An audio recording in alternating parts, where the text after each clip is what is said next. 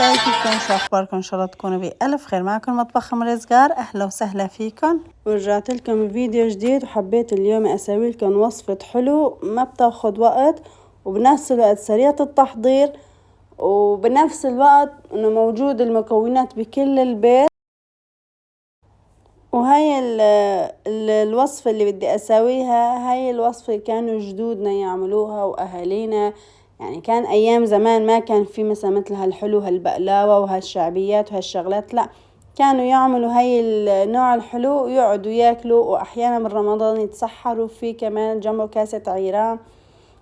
وأكتر شي كمان كانوا يعملوا كمان للمرة المولدة كمان مولدة كمان يعملوا لها اياها. فانا هاي الطريقه بصراحه بعملها على طول في بيتي، ولادي كتير بحبوه، فبحسه انه هو نوع من الحلو صحي، وبنفس الوقت ما بحب احط انه مو السكر الابيض، هذا كتير مضر. بس اللي هو الحلو هذا اللي رح نساويه انه هو للاطفال ولكل كبار وصغار، انه هو الصحي. هو بينعمل بالدبس العنب ولا طحين. فهلا خلينا نشوف طريقة التحضير. نفس الكاس اللي بتعايروا فيه رح نعاير فيه الطحين. كاسة دبس عنب، نص كاسة مي، كاسة ونص طحين. وطبعا ندى يكون كتير سميك، وما بده يكون كمان كتير مريض، حتى يكون قوامه كلها وسط يكون. وأحبي نحن هون الحلاوة تبعيتها كتير ما بنحبها كتير حلوة، تكون أقل من الوسط، بلادي بحبوها. فأنا بقلل الدبس العنب، بحط شوي لهيك بكسره بالمي. فإذا أنتوا بتحبوه كتير حلو فاكسروه بالمي، بس إنه خلي يكون دبس العنب أكتر. هلا بجيب 4 معالق كبار سمنة تكون طعمتها طيبة.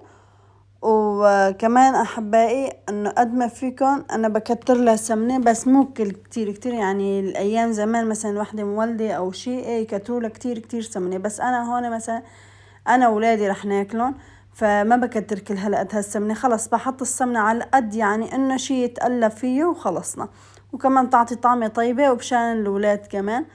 فأنا هيك بساويه في البيت بصراحة. أنا كل فترة بساويهم، يعني ما شاء الله، مو بس إنه هاي الأكلة للمرة المولدة، لكلهم يعني الكبار وصغار رجال نسوان كلهم بياكلون. حتى كمان بالرمضان كانت ماما الله يرحمها كانت تعملنا اياهم ونتسحر فيه وجنبه كاسة عيرة تسند مثل العادة لتاني يوم. ولهون بينتهي الفيديو تبعنا أحبائي، بتمنى تنال إعجابكم. لا تنسوني باللايك والشير وسبسكرايب، تفعيل زر الجرس ليصلكم كل شي جديد، وحبكم كتير وسلام.